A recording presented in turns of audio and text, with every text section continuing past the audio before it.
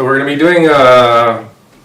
kind of a back and forth between me talking about some things and explaining some details and demonstrating some stuff. And then we'll be doing a little bit of kind of intermittent practices just to make sure that we're experiencing what we're learning as concepts, as actual ways to interact with our tissues, our membranes, our breath, and our alignment. So we'll kind of play back and forth. For some people who plan on teaching, people who plan on working in the clinical sense of helping people with medical Qi Gong, people who are already working in some clinical areas, we're going to get into a lot of, a few gradually deepening understandings of how the structure of the body works and how insightful the context of the meridian system in Chinese medicine is with respect to what we're actually just barely discovering today about the makeup of the body and how certain kinds of interaction are actually purely, or not purely, but hinge around almost entirely an energetic phenomena. And I mean that in the literal science sense. So it'll be fun to get into that. But first, I just want to welcome several different groups of people, because this group is a group made of groups of people. So first I want to welcome the people that started training with me in 2020, like I think it was 3 weeks before the lockdown. Well, we didn't plan on that obviously, but for the people who've been learning this practice and other aspects of Qigong with me for that long, I just want to welcome you, and I'm glad you're in the process of completing this part, because it's pretty wonderful to get all of these practices really deep in the body. Also want to welcome the people who just did their first year of the teacher training. It was a pretty full year, lots of really amazing people. This is going to be an interesting transition to go from the Qigong practice we were doing. We just finished up doing silk reeling and standing meditation. To go from that directly into the Yi Jin Jing is actually a really good sequence, but it's going to be very relatively thorough in the sense of how many details we're going to be experiencing at the same time. Also want to welcome the people who just went through the 10-week therapeutic Qigong course, which in one context is kind of the opposite of the Yi Jin Jing. So instead of training the body as the body for the body, in therapeutic Qigong we're aware that the body is the mind before the mind is the mind, and we want to use a lot of subtle interactions with the body and mind and breath to release memories, to change the way we carry habits and illness and things like that in the body. So this is going to be a really interesting shift from what was the last sort of thing we were focusing on, the unwavering commitment to bringing the unconscious into consciousness. So very, I would say quite spiritual orientation. And although the Yi Jin Jing process is definitely supportive of that direction, the amount of time we're going to spend on the mind-emotion part is going to be a lot less, because we're going to be so devoted to, in a way, a kind of marriage with all of the elastic parts of you. So it may seem that you've suddenly joined a martial arts class compared to what we've been doing for the last year, but it's still a really good thing to do. And also want to invite the few people who are here who haven't done any of the training with me before, and maybe are new with Zoom and things like that. Really excited to have people on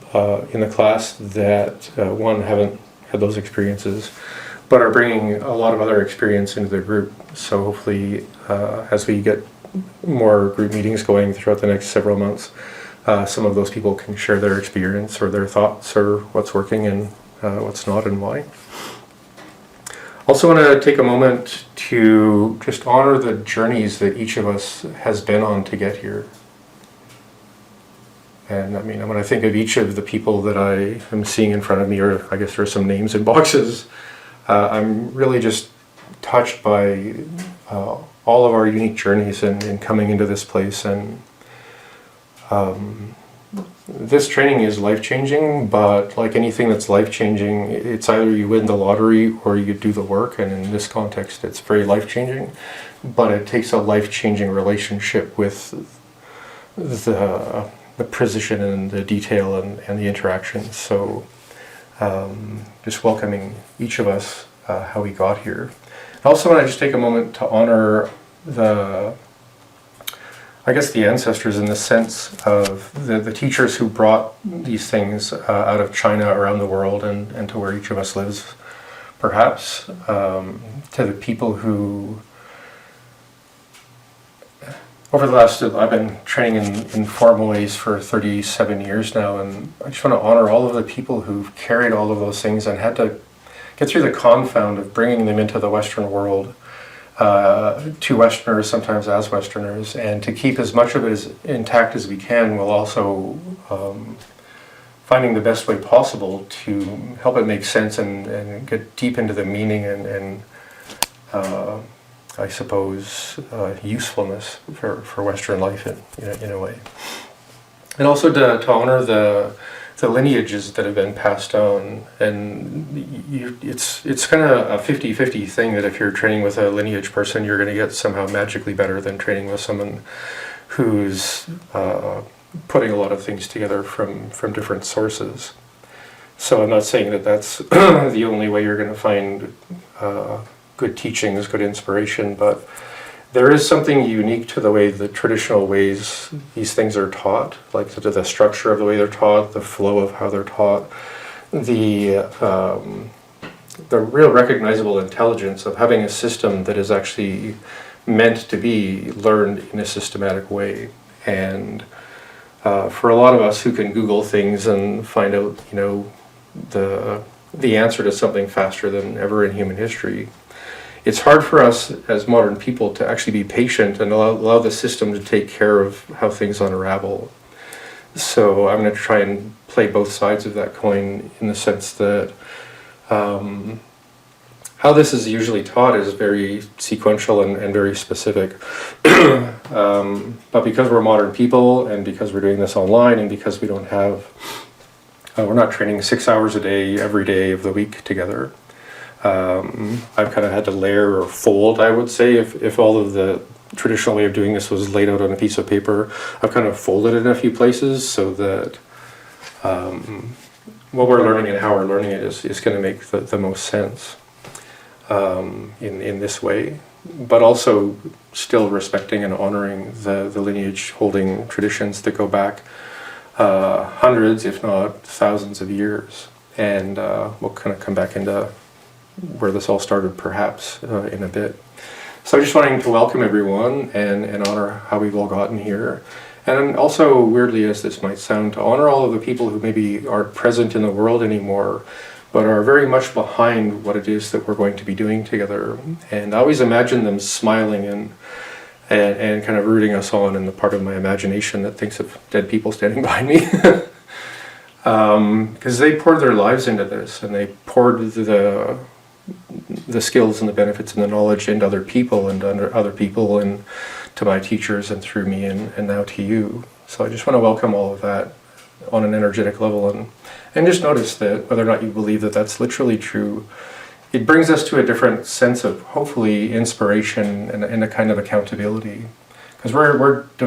diving into something that's been pretty secret, pretty sacred,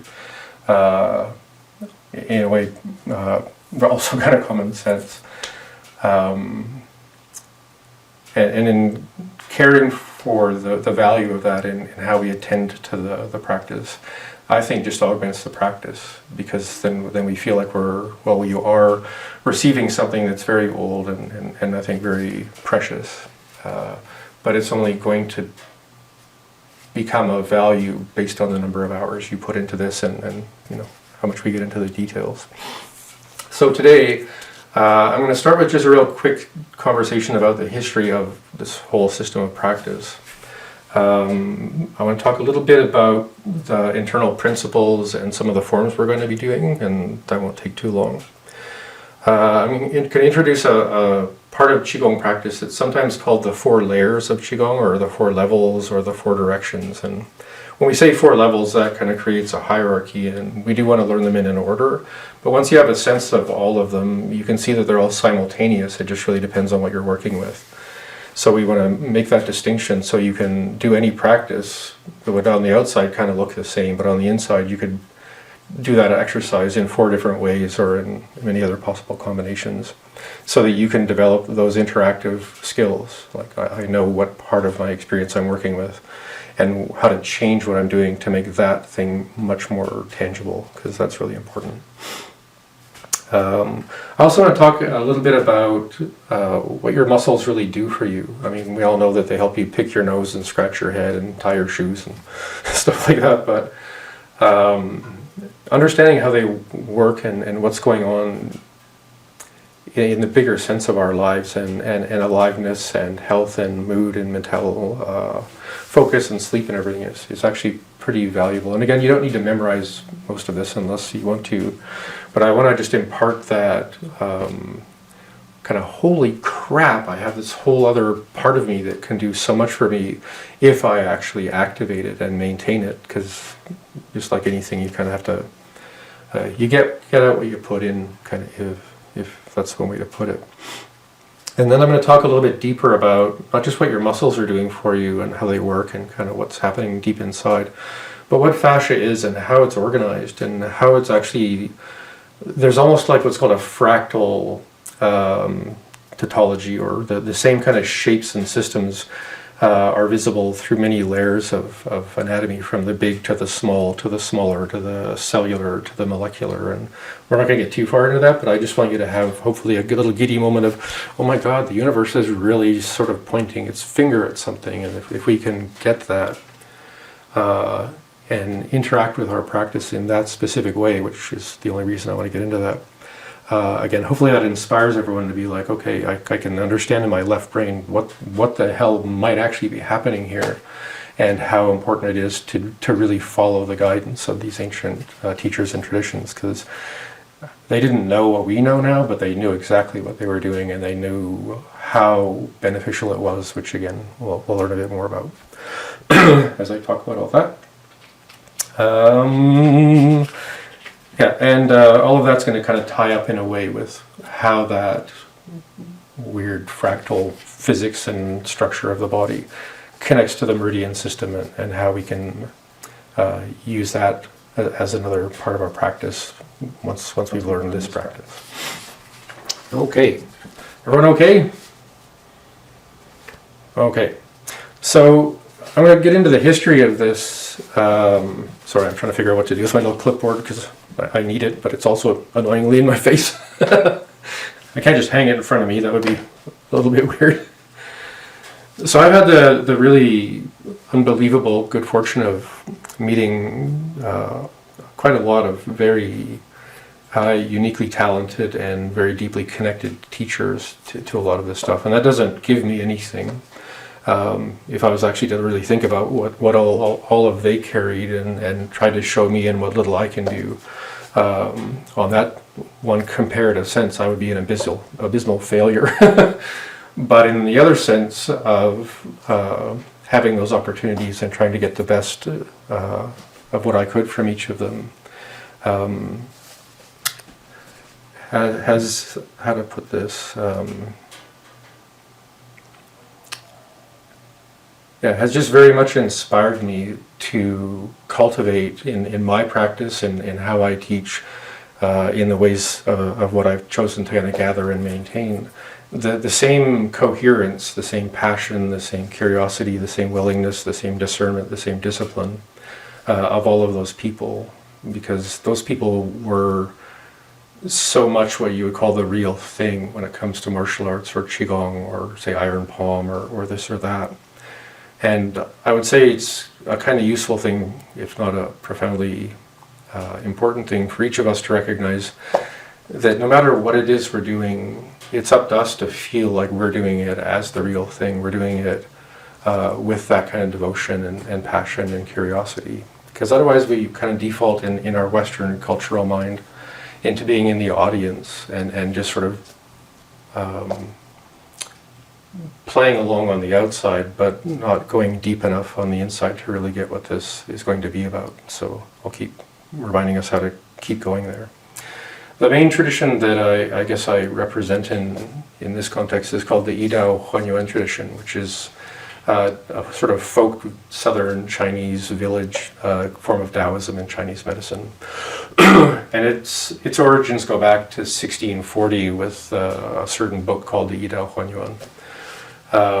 which is a fantastically powerful book if you want to drag through all of the challenges of code language in Chinese, but it is pretty amazing. But one thing about the Huanyuan ethic, which really means in a way to return to the origin, or in another way, and this is something my teacher was very good at helping me with and many other people with,